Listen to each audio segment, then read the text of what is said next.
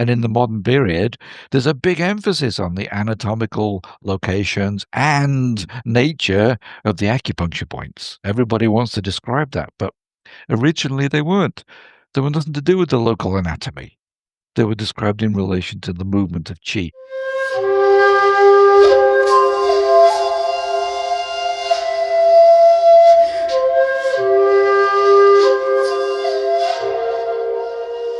Hi there, I'm Oren Kiviti, and this is Sayoshi TV, and I'm very happy today to be introducing my mentor and teacher, Stephen Birch. Stephen, for those of you who don't know him, has been a prolific author and a conduit of information about Japanese acupuncture and moxibustion from Japan. And he's also not just an author, he's a very talented teacher and sensitive practitioner. But I'm not going to talk to him today about his practice. We're going to talk much more about his writing, because he, with several others, is the author of Restoring Order in Health and Chinese Medicine. And I am, through Sayoshi Books, helping Steve to republish the book as a second edition. And it's that book that we're going to be talking about today. So, Steve, there were several other people involved in the book. Who else is involved? Well, thanks for introducing me. The book started because my friend Miguel Cabrera in Barcelona had this idea about doing a book about the meridians and chi.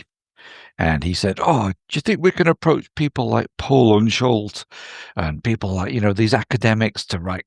We will be the editors and they will be the authors." So he and I came up with this scheme to get all these well-known academics to contribute in the book. And every single one of them said, "Sorry, been there, done that, too busy, bye." So Miguel and I started talking about, well, what are we going to do? This is terrible. We've got a good idea. The book is needed. And while looking at this problem, we realized, well, actually, in the last 15, 20 years, there's a ton of new scholarship available. There are these scholarly translations and research on these pre-Neijing texts and these archaeological findings and manuscripts from archaeological digs and so on. And now we have a much better idea about how these ideas developed, why acupuncture started to develop, why it used these and focused on the concepts of qi and the meridians. So while he and I were looking at our available sources, and Miguel is a bit of a nerdy fellow, he's a long-standing Tai Chi practitioner as well as acupuncturist, but he's surprisingly scholarly in his approach. Anyway, while we were compiling what are available literatures, we realized, damn, this is going to be a lot of work. Why don't we speak to our friend Manuel and see if he'll join us? So we approached our colleague Manuel Rodriguez, who was also a prolific practitioner and teacher in Barcelona and has a background in Aikido, Japanese sword form, various other martial arts, Chinese medicine, and so on. And he agreed to participate in the book. So the three of us began this project in 2007 with the idea that we would collect and organize the best available scholarship to tell the story of how and why did the concept of qi, how and why did the concept of the jingmai or the meridians, how did they develop? So we decided we were part authors, but also we would be editors, and we sought out other people to join the project. That's great. I mean, I was going to ask you what inspired you and you guys to write the book, but I think in some ways you've already answered that. So it was a way to tell the story of qi in an authentic way, in a well-researched way, using source material. Well, yeah, part of what inspired us both is we're quite aware of how many people use these terms much more loosely than the historical literatures and the modern Asia would normally permit. And we wanted to try to set a more clear sort of set the ground for understanding these terms in a more concrete way, um, because because of his background and his studies, and because of my background and my studies, we're very aware that in Asia they have a very different way of thinking about the world historically than we tend to do in the modern period. So there's a tendency for knowledge to be focused on describing things in ways that allow you to act more effectively, to make your actions more effective, rather than describe the nature of stuff in an abstract way that you have to figure out, well, what do I do with that, if anything? Right. So therefore, for us as a starting point, we had already realized concepts of qi and the jingmei, or the meridians, are actually practical ideas. They're not purely theoretical ideas in the way many Westerners have tended to approach them. So we thought that with that as a starting point, it might help lay the groundwork for something interesting, which we think happened in the book. Right. So, I mean, it's been 11 years since the first edition. So what made you decide to try and republish it? Well, we, having watched the book industry have difficulties with more and more people wanting electronic books, and less people wanting printed books, and also having a more academically oriented book be picked up by a regular publisher in our field, it was difficult. So in the end, I decided I would publish it myself. And I know nothing about business or how to do things like this. So with Miguel's help, we approached some colleagues, some friends of his who ran a Spanish publishing company. Uh, the name of the company in translation is to do with the March Hare out of Alice in Wonderland. Right. So the very, very nice fellows. Um, so we approached them and got them to assist us in helping put the book together and get it printed, store it, and ship it, and so on. But then that company started running into difficulties because of the health of the two main people that worked in the company. And by a certain point, it became very, very difficult to get hold of a copy of the book because their company was not functioning properly. And I think for the last few years, most people have really struggled, me too, in terms of being able to get a copy of the book. And we finally decided we'd approach you and ask you to help us. Can you help us get it republished, please? Right. So yes, indeed. So we're going to republish it in paperback and as an ebook. So that will make it a much more available.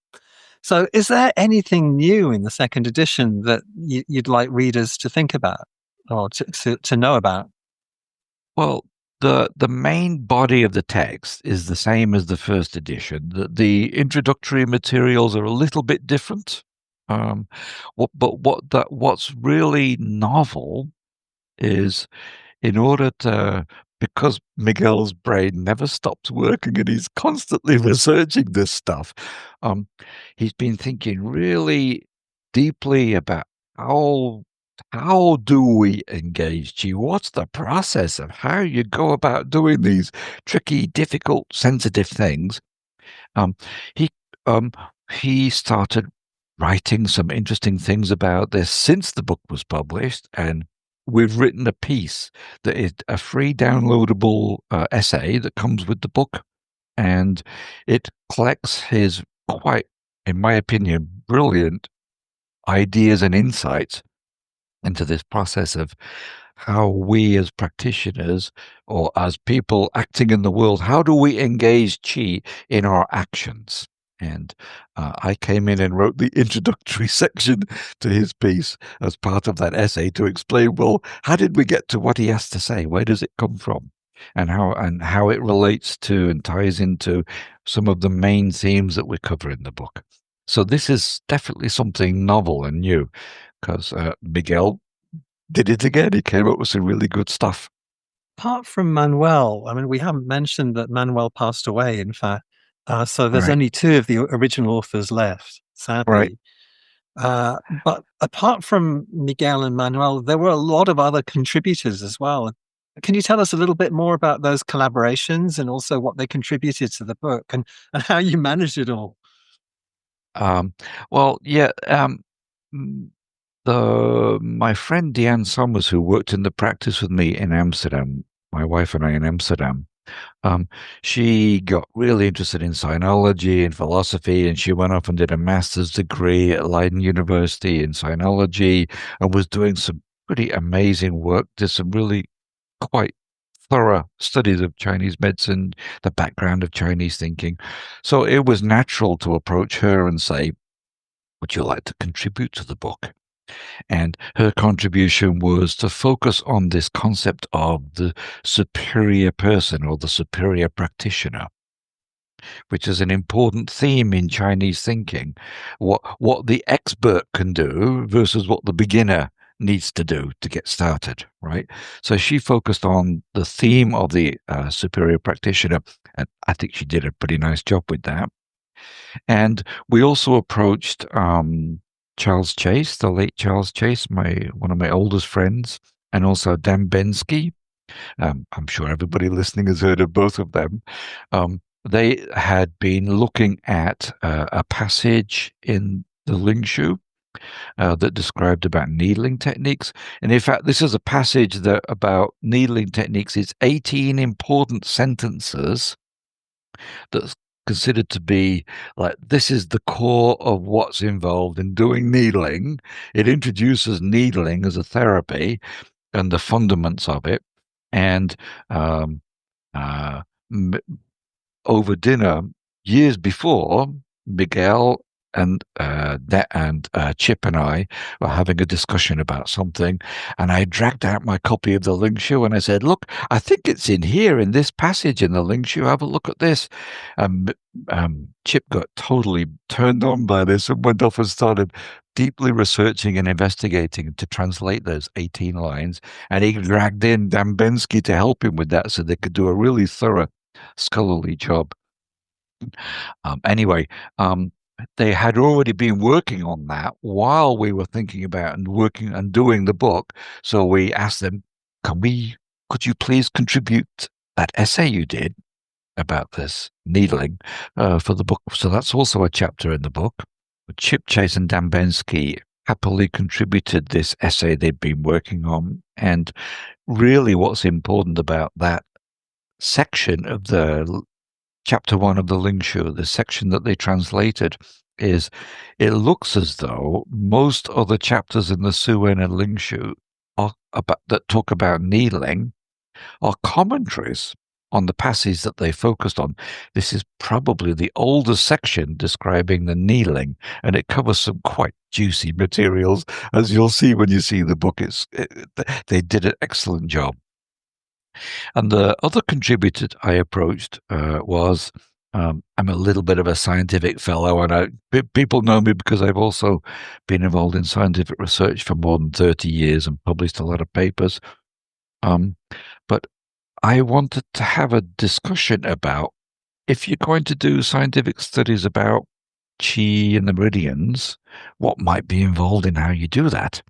It's not so, you can't just say, I'm measuring chi. It's a little bit more complicated than that. Or I'm measuring the meridians. It's a lot more complicated. So I had my friend Mark Bovey, who also did a lot of work in scientific research in acupuncture. He and I have had, for several decades, a lot of discussions about research in acupuncture. And when I explained to him about this idea of writing something that pulls these ideas together, summarizes about what might be involved in trying to do scientific studies, he quite happily joined. So he was the other contributor. And then for the introduction, we approached, when we'd finished it, sent a copy to Elizabeth Rochard de la Vallée and said, "Look, we've done this really curious project. We think it's pretty cool. What do you think?" And she seemed to be quite enthusiastic. It wrote a very, very nice introduction for us. So I like to think she thought it was very good. I'd like to go back to something you said. You were talking about needling, and of course, like many people, I studied in China, and I learned that De Qi was something that you uh, try and stimulate in something that the patient feels. Whereas I've studied with you, and I studied with other people in Japan, and who talk about Qi as being something that the practitioner feels. So I wonder if you could say a few more words about that. Yeah, it's very curious. I think one of the things that we found when we started this project and we started delving in depth into, rather than reading superficially across things, going in depth into trying to understand what does it say and what does that mean. Um, what we found is, when we're looking at the procedures about needling and the Suen and the Ling Shu and the Nanjing, um, that there's a very clear two-level description about needling. There's the level of needling where you're doing something to uh, uh, work with the chi of the patient and to help regulate the chi of the patient. And they often talk about that's the work of the superior practitioner. The kind of techniques that they were describing were something that you needed to know a lot already in order to be able to do those things. At the same time as having this kind of these discussions about what the superior practitioner might need to do in terms of needling, they also had other levels of discussion that allow beginners to do something more mechanically oriented kind of things. Okay, needle with the flow, use the breath, close the hole. Simple things like this, really mechanical things that anybody can do without too much difficulty. Um, and when we look more closely at that, we found that the language of the arrival of qi, the language around the concept of de qi, was more the language associated with what the superior practitioner can do, not the beginner. It's not so much focused around that. And so we looked further into this and we found that in the Suen and Ling Shu, there's not a clear description about who feels what. There isn't a statement. The practitioner feels it. There's not a statement. The patient feels it. There's, for example, the term De Qi is used 6 times in the Suen and Ling Shu. It's obviously an important thing associated with needling, but it doesn't say clearly about who feels anything. Instead, they use the term qi zhi, the arrival of qi. I apologize, my Chinese pronunciations are awful, okay? But the arrival of qi is a much more commonly used description, especially associated with those techniques that the superior practitioner is doing. And um, and the language of what you do when the chi arrives and how you need to act and the timing of this and why they use the analogy of needling like shooting with a bow and arrow, right? Timing is really, really important for your action to be effective. And if you have to ask the patient, did you feel the G? Oh, yeah, okay. I think maybe I got it. Oh, yeah, I got it. I got it. Your timing's gone. That split second is impossible.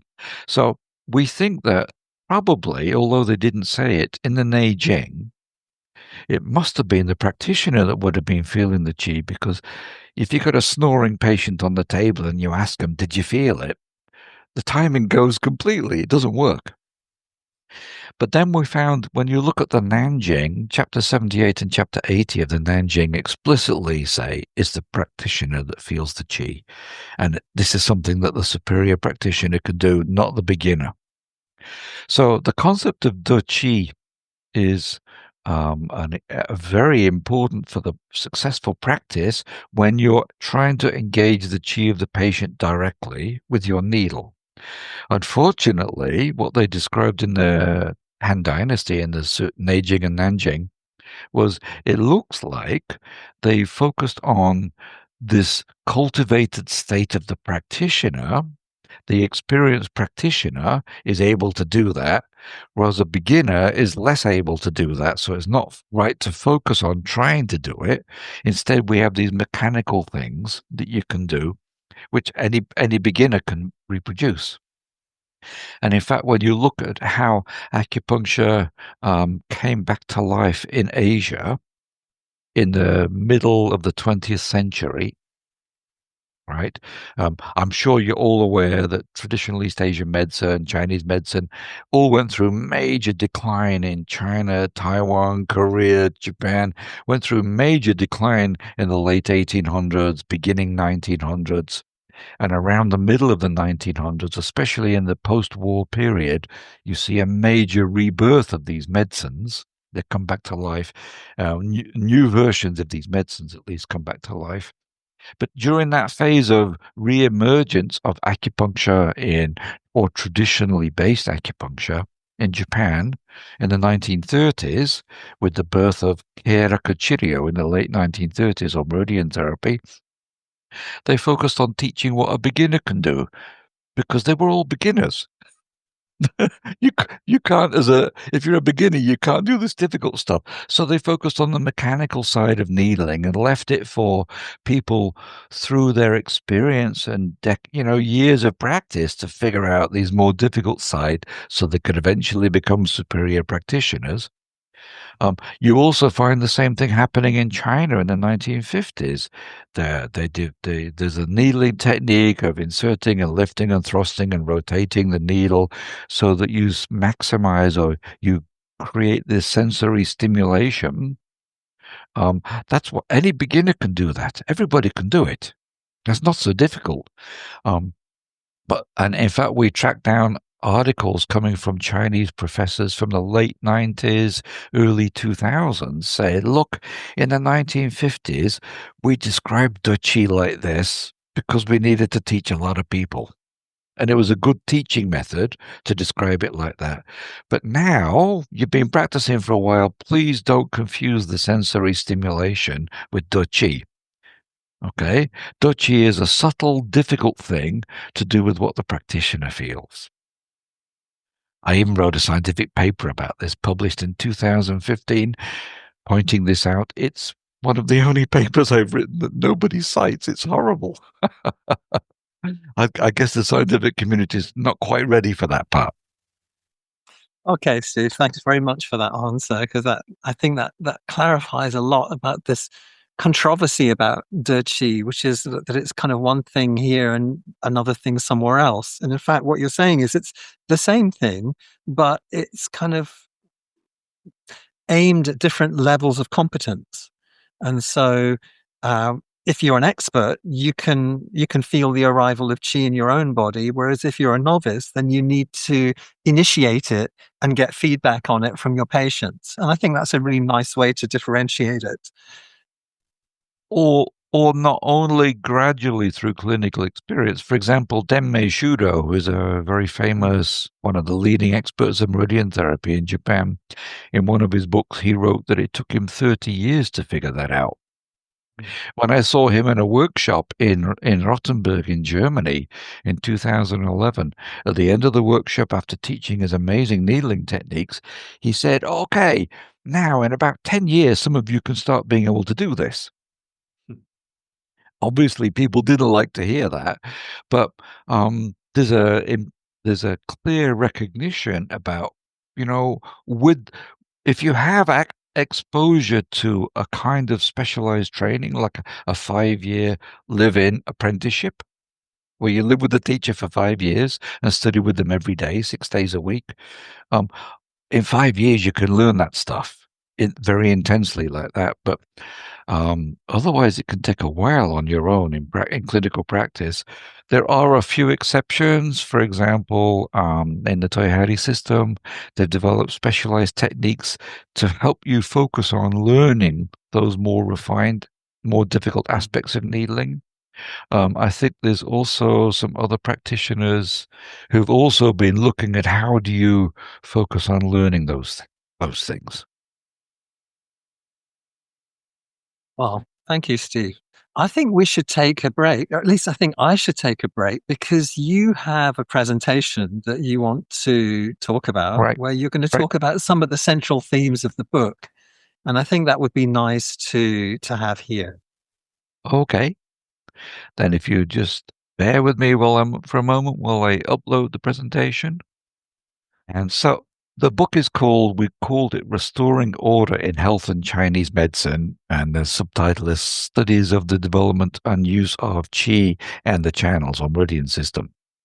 And I've just explained a little bit about how and why we came up with this book project. But there's an important theme that maybe many acupuncturists, people in the field, are not really familiar with. These ideas came out of a period of struggle in China. The concept of qi is quite old, but the concept of the meridians comes from the time of the Neijing. And let's talk briefly about how and why these concepts developed and became important for the practice of medicine, for example, in the Neijing. It comes out of a period called the Warring States period in China, where there was a lot of disorder in the country. And because of this great disorder in the country, a lot of conflict over an extended period of time, various groups started trying to, okay, look, we need to come up with a better way of running the country. We need to come up with better people to be in charge. You get the efforts of Confucius trying to develop the superior person who's capable of being a better person that can lead and run and do things. You get the various Taoist movements. Lao Tzu, Zhuangzi, and so on, also describing what do you need to do to become a better person? What do you need to focus on? If you're a better person, you're a more ethical person. If you're a more ethical person, you can influence people around you more effectively. If you therefore you can spread the good word in society and create a more positive influence in the world. And during this period, actually, ethics comes to be a very important concept. There's a text called the Wuxing that was found in the Mawangdui dig, the archaeological dig, which is really focusing a lot about this ethical development and the process of doing that. And it's the same Wuxing of the five phases, but it doesn't refer to the five phases. Okay, in this description about the ethics, qi comes to play an important role. Qi is associated with ethics because the idea was the person who is developing themselves to become a better person, it improves the condition of their qi. When their qi is in a better condition, it has this resonance effect on the people around them naturally. So they came up with this language of how you spread the word, so to speak. And also in this period, while this was going on with these various sort of, I don't know, self-development, political movements, you also see this period of self-cultivation beginning. Um, the especially, for example, it becomes more focused in the more Taoist influence type of thinking. And there are several chapters in a book called the Guanzi from the 4th century, earliest parts of it, at least from the 3rd, 4th century BC. There's 3 chapters called The Art of the Mind, which are interesting just this about how you cultivate yourself, the importance of cultivating the mind. But there's a very important chapter in there called the Neye, which basically is like a textbook on self-cultivation. And it's been argued that the Neye possibly lays the groundwork for other or most other forms of Taoist thinking, or at least was influential in these other strands of Taoist thinking. But you get this self-cultivation process developing where you do these meditation techniques, you do this process of trying to regulate your emotions, cultivate your mind using breathing techniques, diet, exercise, all sort of this mind-body development. And it was out of that the concept of qi really starts to become very important, really focal. And that language, especially in the Neye, the language of self-development, focusing on cultivating and developing your qi, that language, it also gives rise to physiological descriptions of the body. There was not much well articulated descriptions of the body in health and disease prior to this period. But emerging out of these self cultivation traditions, we start to see a focus on qi and the idea of qi as in physiological relationship to the body. And so the Neijing starts adopting this model. And the Neijing takes as a basic principle that we are doing needling to regulate the qi of the patient. The patient is ill because qi in their body has become disordered, just as society had become disordered during the Warring States period. And if you get the right person in charge, he restores order to society by helping regulate the qi of society, something like this. They were borrowing these kind of metaphorical ideas. Um, and they introduced the idea of, as practitioners, our goal is to restore the balance in the patient's body by regulating the qi of the patient. And we use needles to do this.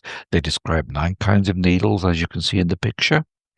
And in order to do this effectively, they also introduced the 12 meridians, the 12 Jingmai. Chapter 10 of the Ling Shu describes the pathways and the symptoms of the 12 meridians, as well as the pathways and symptoms of the 15 low vessels. And it describes how the target of treatment is regulating the condition of excess and deficiency of the 12 meridians. And if you improve the state of the meridian, it is able to do its function better.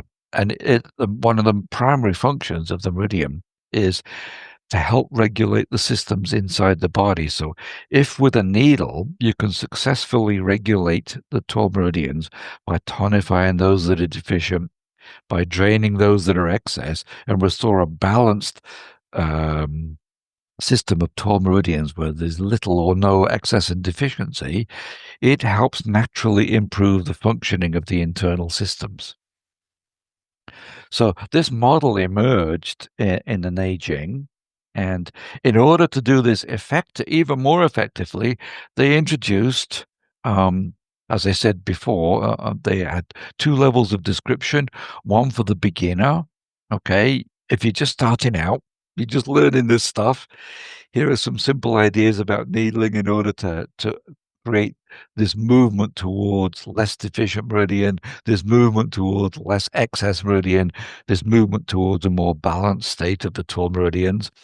And then it also described this more complicated, more difficult side of needling to do with the art of what the superior practitioner would be doing, where they are trying to interact more directly on the qi.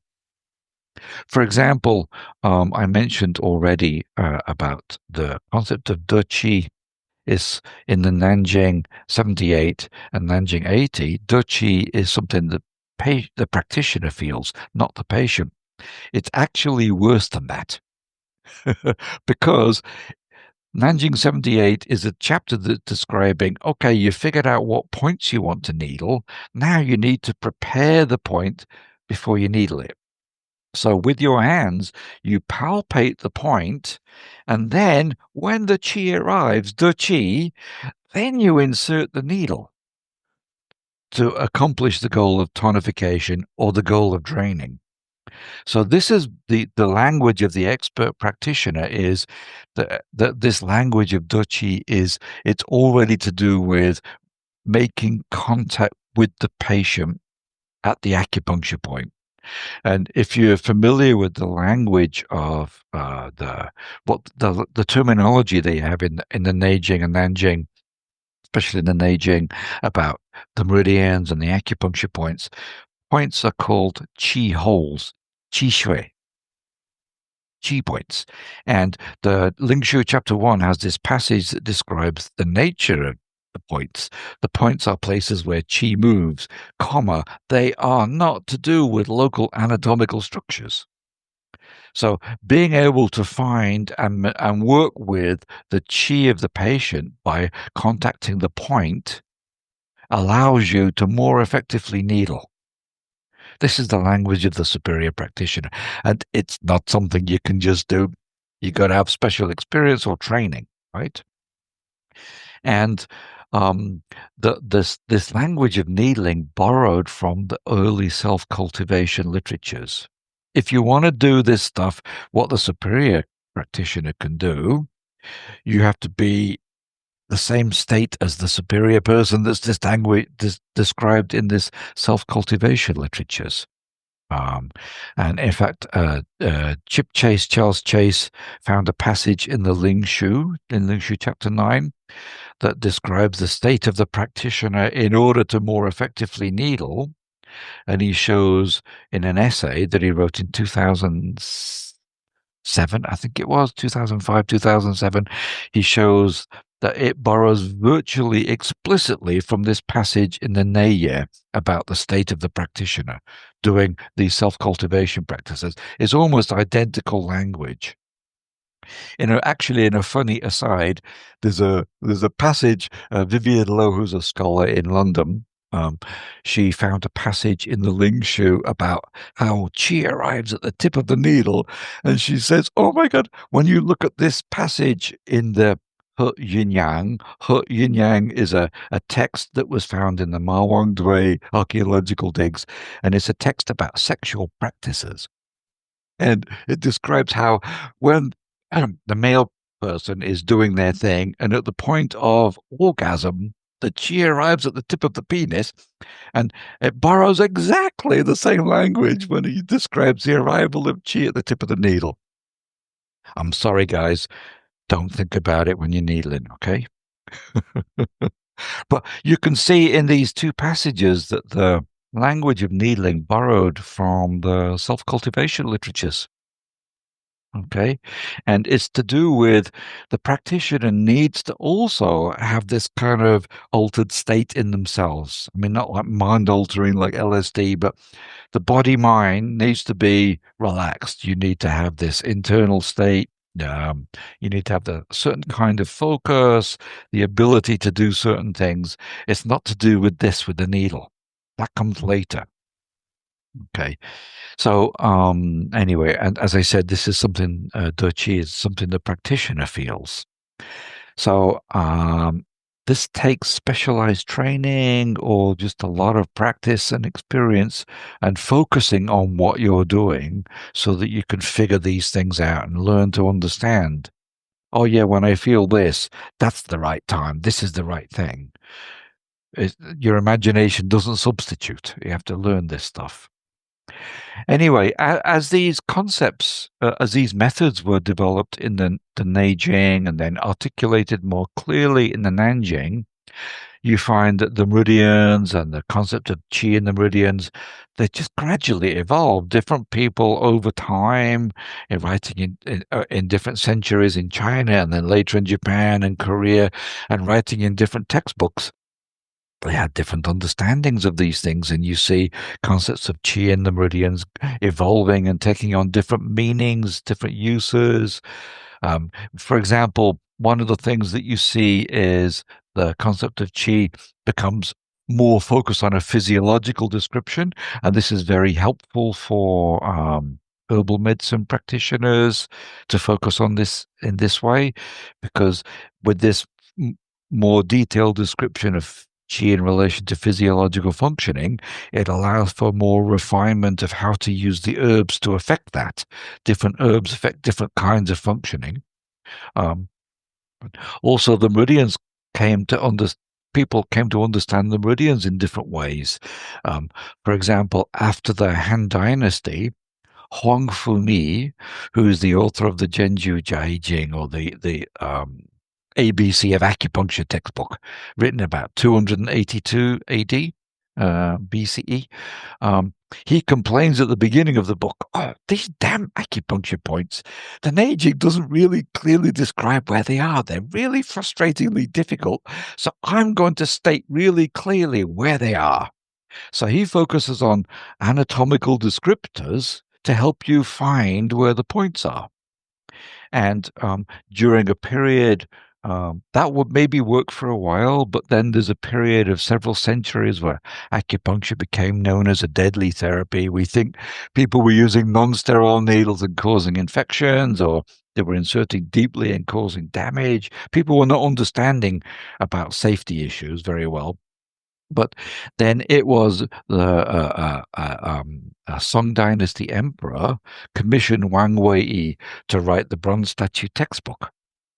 His theory was, this Song Emperor theory was, well, maybe acupuncture, if we re-describe very clearly where the points are, so everybody knows where they are, we even build a bronze statue as a testing tool for examining people's skills with point location. If we do that, maybe acupuncture could be reinvigorated. And in fact, that's exactly what happened. Acupuncture came back to life after the Bronze Statue textbook was written. Um, but in this process, the acupuncture points got more and more described in relation to anatomical structures to help you find them. And then as you move into the modern period, where the modern anatomical model of the body starts influencing thinking in China, first in Japan, then in China, and across into Korea, where, everybody is looking at the same body and pointing at something and labeling it the same way. That's a nerve, it's this nerve, that's a blood vessel, it's this blood vessel. Um, then the acupuncture points naturally, gradually started becoming anatomical things. And in the modern period, there's a big emphasis on the anatomical locations and nature of the acupuncture points. Everybody wants to describe that, but originally they weren't. They were nothing to do with the local anatomy. They were described in relation to the movement of qi. So you can see throughout a long period of time, these ideas gradually took on different meanings, got used in different ways.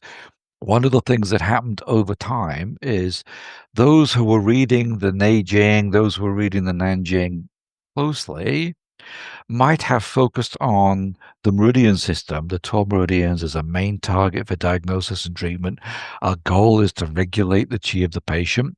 So naturally, those practitioners, whether 500 years ago or in the 20th century, focusing on their early descriptions, would say then our primary diagnosis and target of treatment is the meridian system.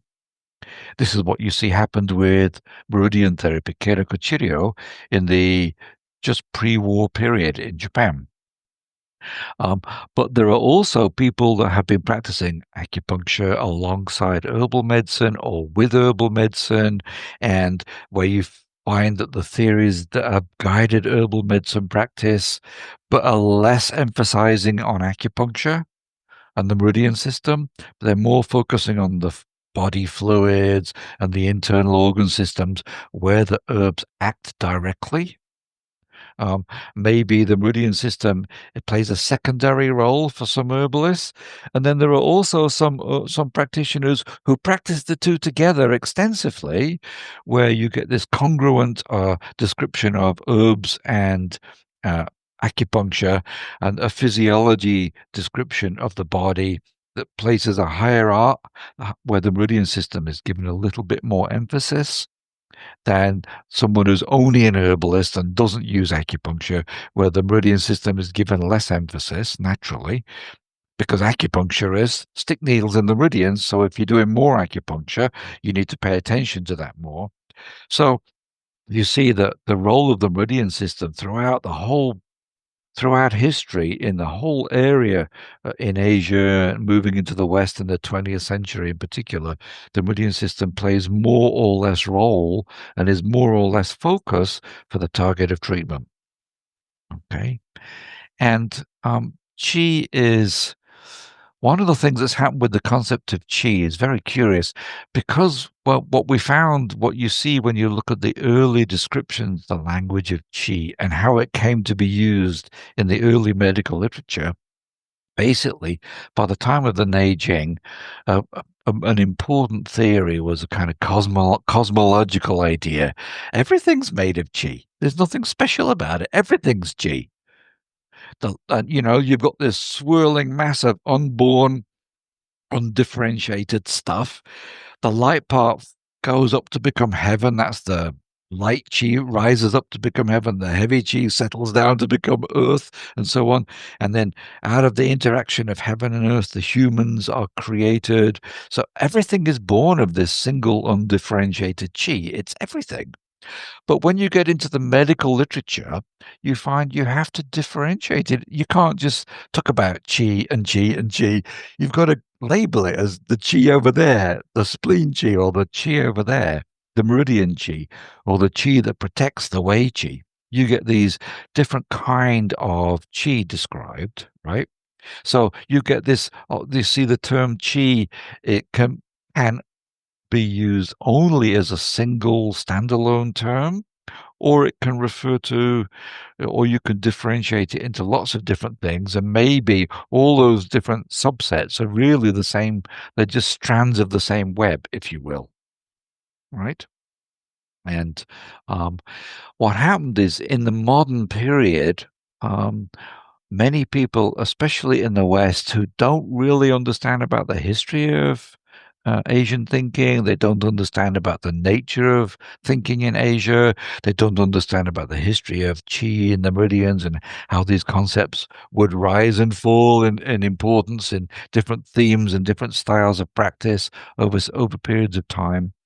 There's a tendency for some people to want to put the concept of chi on a pedestal and make it something super special, right? And I would argue well, in a way, it's not really special because it's everything. How can it be special?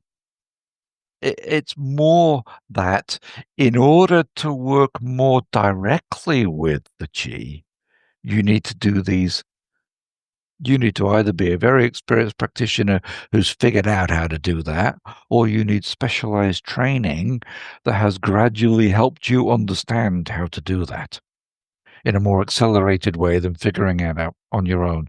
And that is something special.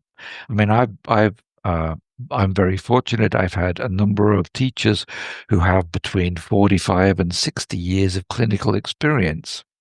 And when some of those guys were talking, you stop everything and you just listen and you pay close attention because what they say is very meaningful. It's usually very deep, and it's not theoretical. It's very practical. Um, and but those of us who have had less exposure to this, we tend to make something special out of it. We tend to do something. We make the theory a little bit odd and not realistic. For example, I mentioned at the beginning of this interview that in Asia, the tendency of how to describe things was more focusing on uh, describing things in a way that allows you to act and make your action more effective, as opposed to describing things in a more abstract way without action. So one of the things, the first chapter we wrote in our book was about the history, nature, development of chi, and then starting to explore how people were using this term. And one of the things we noticed as we were looking at these various themes, as the concept of chi was emerging, being discussed more, starts coming into more dialogue, especially in the medical literature, is it looks as though the concept of chi comes a lot out of how we experience the world. It's our ability to understand the world through our experiences of the world. Chi is related in part to all of that. That's quite complicated, and I would recommend you read a bit at the end of the chapter on this. I think we did a pretty good job with that. And um, if you're able, in order to figure out how to act more effectively, um, maybe being able to bring chi directly, being interact and work with the chi more directly, allows us to perform our actions more effectively. And this is something that Miguel wrote about in the little essay that's the takeaway extra that we've more recently put together, because it's not limited to being able to more effectively use a needle to create change in the patient's body, working through the system of chi. It's also to do with our daily activities. It's also to do with learning to play the piano versus learning to play something that sounds like the piece that you want it to sound like versus being able to do a concert performance, or learning to dance, or learning to work with wood, or learning to do anything in daily life. The kind of things that allow us to do our needling more effectively like that, they're the same things that inform our ability to perform any of our actions more effectively. Be more relaxed, be more quietly focused. You can't make it happen. You have to let it happen. When you've rehearsed it and practiced it repeatedly, then you're naturally able to engage the chi more effectively. I don't want to say much more on this because Miguel's got a really nice way of describing this. My PowerPoint stopped. So, just I want to finish on one. There's a key phrase that we identified from Zhuangzi, that we thought was, we brought it up repeatedly throughout the book, and also I think Chip Chase and Dan Bensky also focused on this piece because it seems to be quite a juicy piece. He's talking about the ability to do certain things and so on, and he says this passage: "Make your will one. Don't listen with your ears, listen with your mind. No, don't listen with your mind, but listen with your chi, your vital energy." Right? So let's unpack this.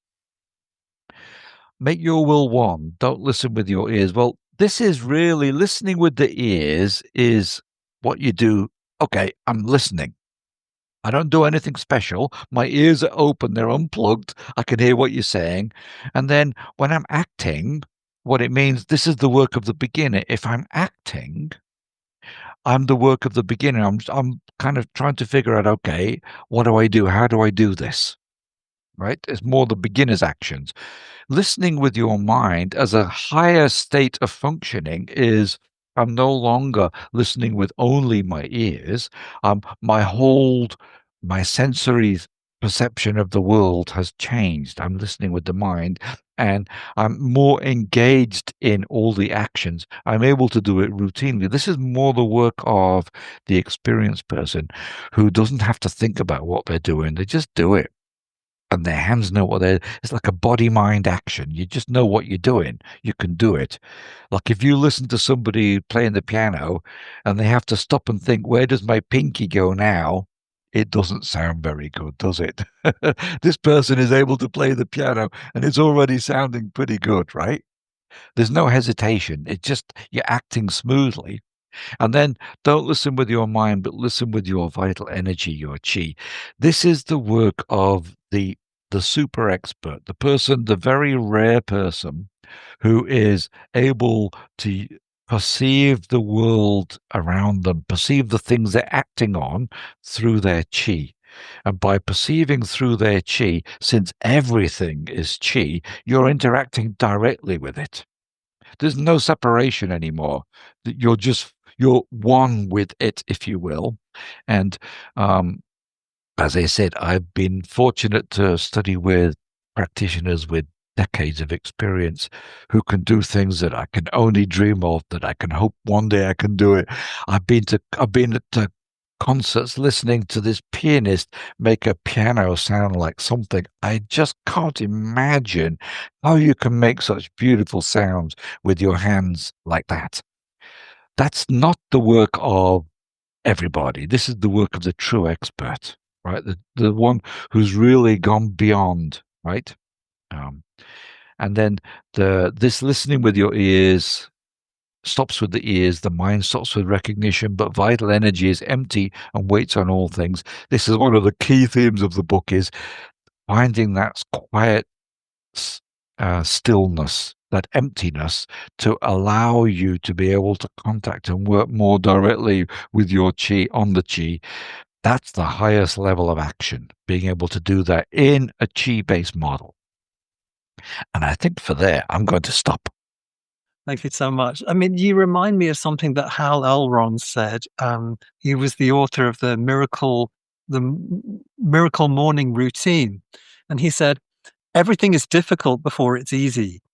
And when you're a beginner, it's like you have to think about everything. Like you're saying, you have to think where your pinky is. It's like doing a kata in martial arts. You have to Right. practice it. And Yep. then at a certain point, it starts to become fluent and it becomes internalized. And then you're no Yep. longer thinking about it. And it's coming from inside you rather than from up here. So, yeah, I think you can only get to that point with a lot of practice. So thank you so much for that presentation. I'm going to finish this chat by asking you a very simple question, because we're republishing Restoring Order, and it's a book that I think is still quite relevant. But what kind of splash do you think this book is going to make? What do you hope it will spark now that Well, it will be out there and that people will kind of be able to access it? I mean, putting my nerdy hat on for a second, one of the things that Miguel and I would love to see is a more realistic discussion about these concepts that's more rooted in the historical literature and not some fancy free escapist model descriptions. But that's not a splash. What I think is more important for practitioners is the take home message is that it is possible to go a lot further with the therapy that you've learned, but you have to find a way of focusing to go deeper into it. One of the things that we've noticed among many practitioners is they learn a system, they go so far into it, then they shift over here and learn another system and go so far into it, and learn another system and go over so far into it. And it reminds me of something my first acupuncture teacher, Tin Yao So, who founded the first acupuncture school in the US. He said, look, just do what I taught you. It works. And he said, look, there's an analogy of a cook. The cook with one knife, his knife is always sharp. The cook with 10 knives, they're all a little bit blunt, right? Mm. And it's very difficult to figure out how to go deeper into your system. And it's not just a matter of finding somebody to explain things in more depth, but how do you help? How do you make the system more effective yourself? Right? Um, and I think that the book focuses on that aspect quite nicely by focusing on the key internal body mind things that you need to be focusing on. It even has two chapters at the end where Miguel, who's a long-standing Tai Chi teacher, and Manuel, who practiced Japanese sword form and Aikido, and also taught both of them, they have there's a lot of nice descriptions and pictures to show simple exercises that should be able to help you learn the basics of and go deeper into how to do these more complicated side of things by putting it into daily practice. And I think in daily practice, you can take the system that you're working with and go a lot deeper with it. And I think the themes of the book help people focus on that. Yeah, I think that's a really nice takeaway, because the book is, some parts of it are very intellectual and very historical and research based, and citations of source texts, and other parts of it are very practical and pragmatic. And hey, if you do this, then this happens, and if you do this, then this happens. So I think it's a nice mixture, and it depends where you look in the book, because not everyone reads a book from cover to cover. So some people will dive into different sections that Mm. interest them. So, Steve, thank you very much for this interview. I hope our viewers find it interesting. The book will be available. It is available. You'll be able to see it in the description below, where you can get it from. You can get it on Amazon. You'll be able to get it from your local bookstore if you order it. So lots of opportunities to get hold of the book. I think this is really a very valuable contribution to the field of acupuncture. So thanks, Steve, for sharing your knowledge and for sharing your time. And I'll see you soon. Thank you. My pleasure. Thank you.